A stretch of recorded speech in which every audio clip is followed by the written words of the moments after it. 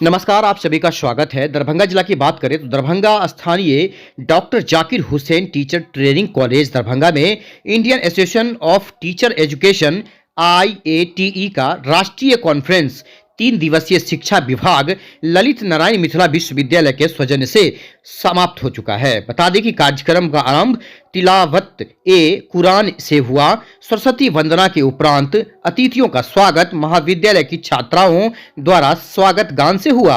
महाविद्यालय प्राचार्य सह conference director doctor M Hasan ने अतिथियों का स्वागत करते हुए NEP 2020 की गुणवत्ता विवेचना की है। इस अवसर पर NCTE के अध्यक्षा श्री दिनेश प्रसाद सकलानी ने वर्चुअल भाषण से संबोधित किया है। उन्होंने अपने संबोधन में शिक्षा में शिक्षक गुणवत्तापूर्ण शिक्षा के लिए आह्वान किया है। आपको बता दें कि इस अवसर पर मुख्य संरक्षण पैट्रॉन के रूप में ललित नारायण मिथिला विश्वविद्यालय के कुलपति प्रोफेसर SP सिंह ने अपने संबोधन में नई शिक्षा नीति के क्रियान्वयन हेतु शिक्षकों की भूमिका के महत्व को दर्शाया है एवं शिक्षकों को आत्मचिंतन करने की सलाह दी है। अतिथि विश्वविद्यालय के कुल सचिव प्रोफेसर मुश्ताक अहमद ने अपने संबोधन में शिक्षकों का आह्वान करते हुए कहा है कि आपकी जिम्मेदारी बेहतर शिक्षक ही तैयार करने की नहीं है बल्कि बेहतर इंसान भी बनाना है। आपका ही कर्तव्य है। कार्यक्रम में की note address professor Khagendra Kumar Patna विश्वविद्यालय के डायरेक्टर डिस्टेंस एजुकेशन ने किया,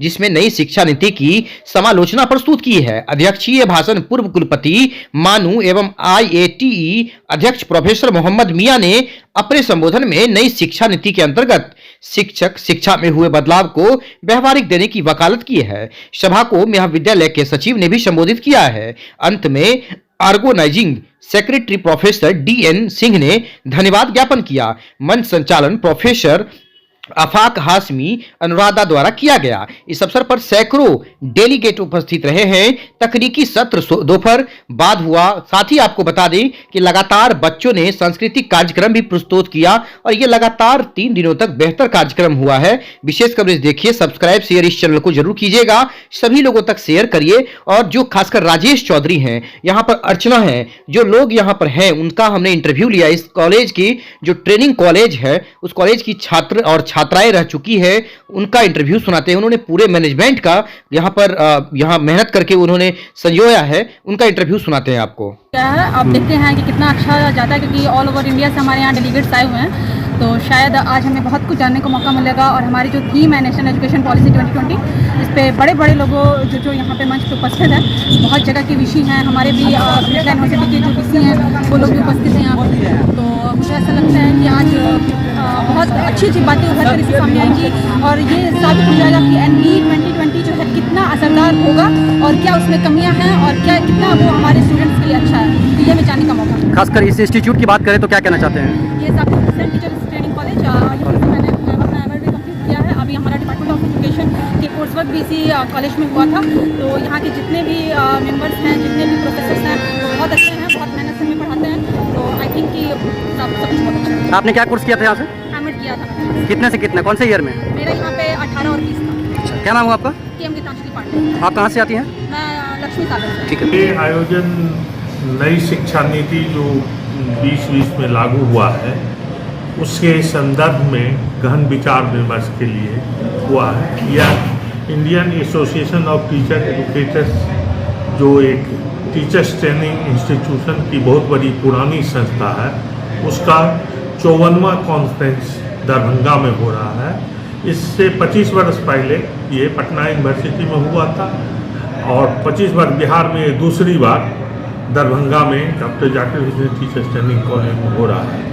इसमें हम नई शिक्षा नीति के संदर्भ में हमारे डेलीगेट्स अपने विचार रखेंगे और सरकार की जो नीति है वह कैसे सफल होगी, उसको कैसे कार्यान्वयन होगा, ताकि सरकार की जो यह उद्देश्य है नई शिक्षा नीति का कि हम क्वालिटेटिव एजुकेशन लागू करें, गुणवत्तापूर्ण शिक्षा अपने बच्चों को दें और शिक्षा हर लोगों की पहुंच तक। इसलिए इस नई शिक्षा नीति में प्रारंभिक शिक्षा को मातृभाषा में रखा गया है ताकि हर बच्चे को शिक्षा प्राप्त हो सके और अपनी भाषा के माध्यम से उनकी पहुंच तक शिक्षा हो। और जब उनकी पहुंच तक शिक्षा होगा तो वह आगे की शिक्षा भी प्राप्त कर सकेंगे और उसके साथ ही साथ हम अपने बच्चों को क्वालिटेटिव जो शिक्षा देंगे, गुणवत्तापूर्ण शिक्षा, उसके माध्यम से वह हायर की शिक्षा भी प्राप्त करेंगे और उनको शिक्षा के कई जो उद्देश्य हैं उसके माध्यम को अगर वो पूरा करते हैं तो अपने पैरों पर खड़ा होने में भी सक्षम होगी। और इसी विषय पर हम लोग विचार करेंगे और इसका जो निष्कर्ष होगा वह हम अपने राष्ट्रीय अध्यापक शिक्षा परिषद को, भारत के मानव संसाधन मंत्रालय को भेजेंगे और आगे की कार्रवाई उसके अनुसार होगी। सर आप लोग कितना खुश हैं? 54वां यहाँ पर हो रहा है सेमिनार, तो इसमें सबसे बड़ी खुशी की बात है कि यह जो संस्था है इसका जो भी कॉन्फ्रेंस आज तक हुआ बड़े शहर में होते आया है। दरभंगा में हम प्रयास में थे 10 वर्षों से, लेकिन चूँकि हवाई अड्डे की एयरपोर्ट की सुविधा नहीं थी इसलिए यहाँ नहीं मिल रहा था। संजोग से 1 साल पहले यहाँ एयरपोर्ट चालू हुआ तो हमको इसका लाभ मिला और दरभंगा में यह आयोजन करने का मौका मिला और बिहार में ये दूसरी बार हो रहा है, इसलिए और भी खुशी है कि इसके माध्यम से पूरे देश में हमारी एक पहचान बनेगी। हमारी यूनिवर्सिटी की, विश्वविद्यालय की शिक्षा के क्षेत्र में जो अग्रणी भूमिका है उसको लोग जान सकेंगे। ऑफलाइन संबोधन कौन कौन करेंगे आज या करने वाले हैं? ऑफलाइन संबोधन में हमारे ऑनलाइन संबोधन एनसीटी के चेयरमैन सकलानी साहब का है और उन्होंने अब शिक्षा की नई शिक्षा की नीति का जो उनका भार है वो एनसीईआरटी के डायरेक्टर भी हैं, इम्प्लीमेंट का भार उन पर है। तो उन्होंने अपने विचार को इस पर रखेंगे और संगोष्ठी से अपनी सुझाव को प्राप्त करेंगे और उसको लागू करने का प्रयास। धन्यवाद। सिंह मेरा नाम हुआ। हम शिक्षा संकाय अध्यक्ष ललित नारायण मिथिला विश्वविद्यालय। नाम हम लोग अच्छा, किस चीज़ के ऊपर रिसर्च कर रहे हैं? अभी रिसर्च एजुकेशन के ऊपर। तो कितना यहाँ से लाभ मिलता है? अगर बच्चे यहाँ से स्टूडेंट अगर कोर्स करें तो कितना लाभ मिलेगा देश लेवल पे अगर बात करें तो शिक्षा के ऊपर? यहाँ के हर टीचर है वो बहुत कैपेबल हैं, बहुत क्वालिटी है उनमें और वो बहुत अच्छे तरीके से स्टूडेंट को हर चीज़ मतलब कि बताते हैं जैसे बताना चाहिए। और अगर यहाँ के स्टूडेंट बाहर जाकर के रिसर्च करते हैं, यहाँ से निकलने के बाद जैसे बीएड की, एमएड की, और कोई स्टूडेंट जाके बाहर रिसर्च करते हैं उनको बहुत ही बेनिफिट मिलता है। बहुत ऐसे स्टूडेंट हैं जो ग्रामीण क्षेत्र में रहते हैं जिनका इंग्लिश कमज़ोर है या फिर हिंदी के ऊपर कमांड नहीं है उतना अच्छा, या इंग्लिश के ऊपर कमांड नहीं है, तो क्या कहना चाहते हैं कि जो मतलब वो स्टूडेंट डरे या ना डरे या आगे आए, क्या प्रेरणा करते हैं? कोई प्रॉब्लम नहीं होगी। जो स्टूडेंट हिंदी के हैं, जो स्टूडेंट इंग्लिश में जिनको प्रॉब्लम हो रही है, यहाँ दोनों बाइलिंगुअल है। दोनों चीज़ यहाँ अगर वो हिंदी में समझना चाहते हैं तो हिंदी में भी पढ़ाई होती है और इंग्लिश में समझना चाहते हैं तो इंग्लिश में भी पढ़ाई होती है। इस वजह से उनको कोई दिक्कत नहीं होगी। तो पूरा खर्चा कितना लग गया था पूरे बीएड की अगर बात करें तो? जो यूनिवर्सिटी की फी है बस उतनी ही। क्या नाम है आपका? जया भाटी। आप कहाँ से आती हैं? दोनार से। है कि ये तो ट्रेनिंग कॉलेज है, Zakir Hussain teachers training college, इसमें डीएलएड, बीएड और एमएड तीनों से मतलब पढ़ाई होती है।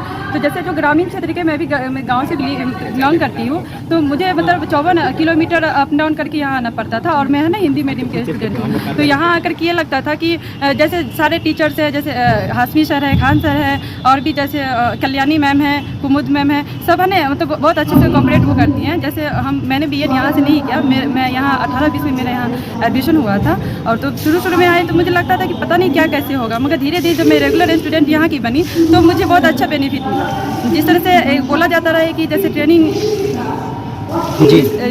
कॉलेज के लिए लोग बहुत क्रेजी होते हैं कि यार इतना पैसा हम कहाँ से लाएंगे, कैसे क्या करेंगे, तो इसमें जो यूनिवर्सिटी फीस लगती है उसके अकॉर्डिंग यहाँ पैसा लिया जाता है। इसमें ये होता है कि बच्चे एग्जाम पास करके आते हैं तब जाकर के उसका यहाँ एडमिशन होता है। हम लोग ने भी इंट्रेंस एग्जाम दिया था तब जाकर के यहाँ एडमिशन हुआ। जब एडमिशन आप आए थे उस समय में क्या आपका वो था, और जो मतलब खासकर अनुभव की बात करें, जब आप कोर्स करते गए फिर कितना? तो जैसे कोर्स करते गए थे, जिस तरह से जैसे एमएड में 4 सेमेस्टर होता है, तो फर्स्ट सेमेस्टर में जैसे हम लोग को थोड़ा बहुत मतलब टाइम मिला, और उसके बाद हुआ कि मतलब यहाँ क्लासेज जिस तरह से हो जाती हैं कि स्टूडेंट को सोचना नहीं पड़ता है, खुद से मतलब एक नोट्स बनाने का तरीका बताया जाता है कि आप लोग इस तरह से नोट्स प्रिपेयर कीजिए। जैसे जो गाँव जैसे जो शहर के बच्चे तो उनको तो ज़्यादा दिक्कत नहीं होती, जो जैसे ग्रामीण से बिलोंग करते हैं उनको ज़्यादा दिक्कत होती है। आपके दरभंगा में ये जो टीचर ट्रेनिंग है कॉलेज, तो कितना गर्व कितना महसूस करती है? मुझे तो बहुत गर्व महसूस होता है कि गांव से आने वाले भी बच्चे तो बहुत आसानी से आ जाते हैं, जो लोकल एरिया में रहते हैं वो भी बहुत ईजी से आ जाते हैं यहाँ पे। मुझको ट्रांसपोर्ट की कोई कमी नहीं होती। क्या नाम हुआ? मेरा नाम फरहत। कहाँ से आती है? मैं गाँव से आती हूँ, जाले की तरफ। उनका भी मन है कि ट्रेनिंग करें,